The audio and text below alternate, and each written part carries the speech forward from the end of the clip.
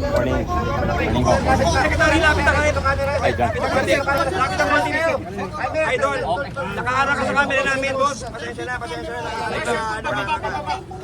Morning po, morning. Morning po. Kasama ko si Asik Roger. Masarap po. Secretary, with your kind indulgence, reaction po ng DepEd sa pangyayari po ito dito sa Zamboanga City. Kami nakikiramay din po sa City of Zamboanga, sa Ateneo Community at dito sa napakalungkot na nangyari. At handa rin kami tumulong sa eskwelahan, sa pamilya, bagamat private school ito. Tingin po rin namin bilang isang komunidad dapat i-approach itong problema dahil problema ito ng hindi lang ng isang eskwelahan kundi palagay ko ng ating kabataan. Kasi problema nga siya ng kabataan, problema din po siya ng komunidad at ng bawat komunidad ng bawat ng ating buong bansa sa totoo lang. Ano po kayo posible nating paraan, Senador? Sunod-sunod na po kaya Tacloban, Cavite, tapos dito na naman sa Zamboanga City. Yun nga ho eh. So, ang tinitingnan ho natin, hindi lang yung seguridad. So, hindi lang bakod, hindi lang CCTV, hindi lang metal detectors. Importante ho yun. Pero importante din ho siguro kung yung magre-reach out talaga yung ating mga komunidad, starting with sa amin, sa school communities. Talagang makihalubilo tayo sa ating mga estudyante. Kilalanin po natin talaga sila. Kamusta sila? Kamustahin natin sila. Kasi ang silbi talaga ng eskwela, hindi lang magturo, kundi parang pangalawang tahanan na ho yun eh. So talagang kailangan pagigihan po natin. Yung sinabi po ng ating mahal na Pangulo is make sure yung kilala natin ang ating mga estudyante, yung teachers, hindi lang nagtuturo, kundi nangangamusta din. At yung ating mga estudyante, yung mas nakakatanda, parang may big brother, kuya type system, ate type system tayo na yung mga bago sa eskwelahan ay feeling nila welcome po sila. Yung mga ganong klaseng maliliit na, sa tingin natin maliit na intervention, pero sa totoo, malaking bagay siya sa isang kabataan. Sec, according to proseso ng pamimigay ng psychosocial support for the whole Ateneo community. Sorry. Ano yung magiging proseso ng pag-extend ng psychosocial? Actually, it's happening already. Galing kami dun sa main sa college campus. Ginagawa na po. Kausap na nila yung mga magulang. Pero voluntary basis pa lang sa ngayon. So, I think yung challenge dyan is paano maabot lahat. Dahil baka may yung mga di sumama, yun yung talagang may problema. So, yun nga eh. Parang challenge yan para sa atin dahil di natin alam sino yung mga galing sa mga broken family, sino yung mga may problema. So, may kakulangan pa kami sa guidance counselor. So, talagang kailangan dito, kumbaga, bayanihan approach talaga tayo, magtulungan tayo. According to PNP, mayroon ng security agreement between DepEd para sa public schools, pero sa private schools wala po ba?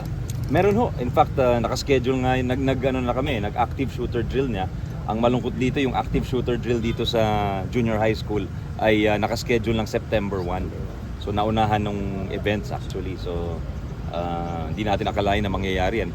At ang malungkot dito, hindi natin akalain talaga na mangyayari dito dun sa nagpakamatay na estudyante dahil mataas po ang standing siya, number 1 siya. Parang valedictorian ho siya. So, tinatanong namin yung kanyang mga teacher, parang hindi naman siya problemado.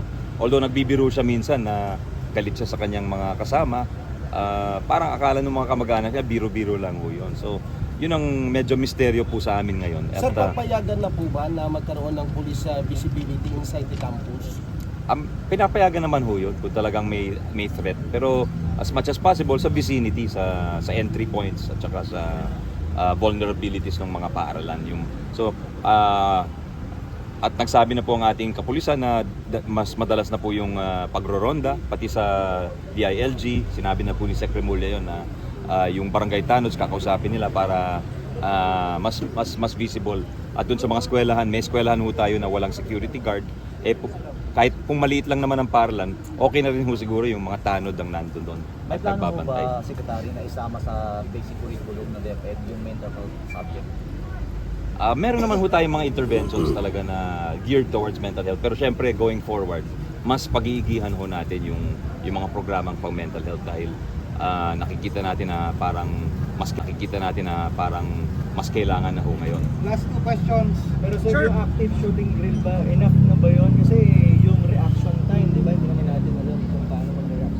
Well, hindi naman yung active shooter drill, that's only on the external security. So sabi nga natin, hindi lang yung bakod, hindi lang yung security arrangements natin, pati yung psychological at saka yung socio-emotional learning ang tawag dyan na talagang kailangan bantayan po talaga. Kasi long-term problem po ito eh. Medyo di natin nakokontrol yung isipan ng mga bata kung ano na nang kumukusap. May groomers tayo, may 764 network.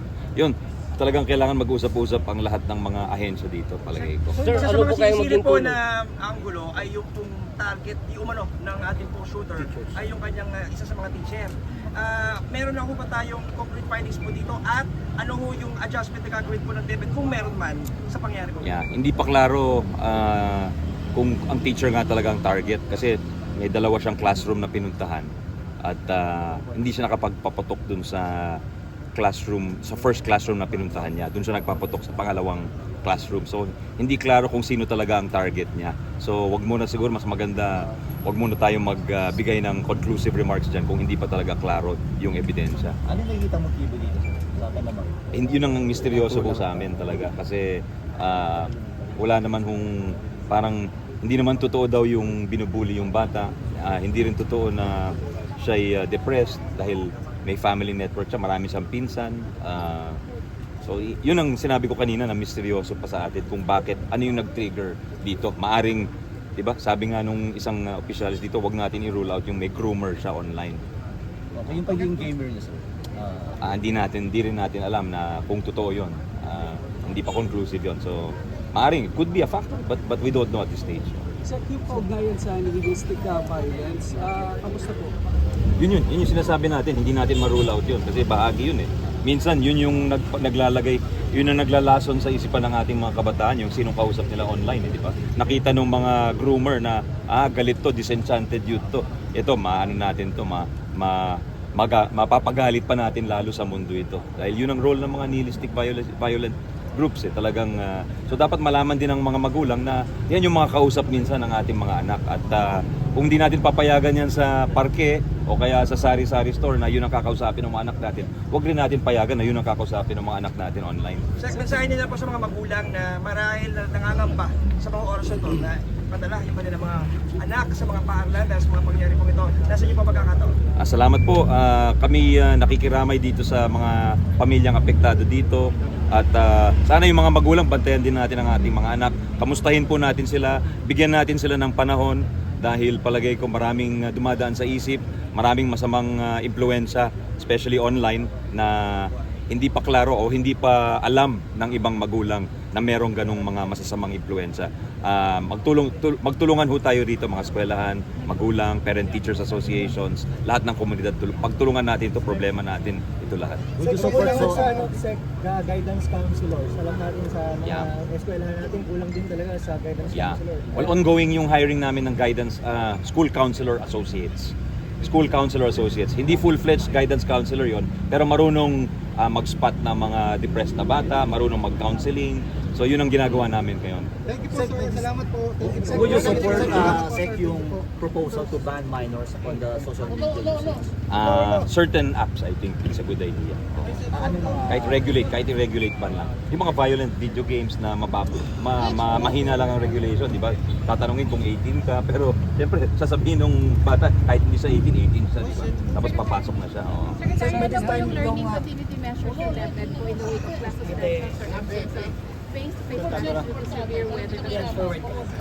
Well, we're drafting a new EO actually na mas localized yung suspension. Ibig sabihin, pwede na mag-resume kung meron kaming dinadraft na executive order na dun sa frequent class suspensions para sa mga lugar na talagang wala namang bagyo, pwede mag-resume kagad yung mga eskwelahan.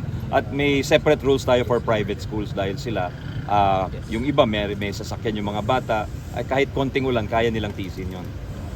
Okay, salamat po, sir. Okay, salamat sa inyo. Salamat.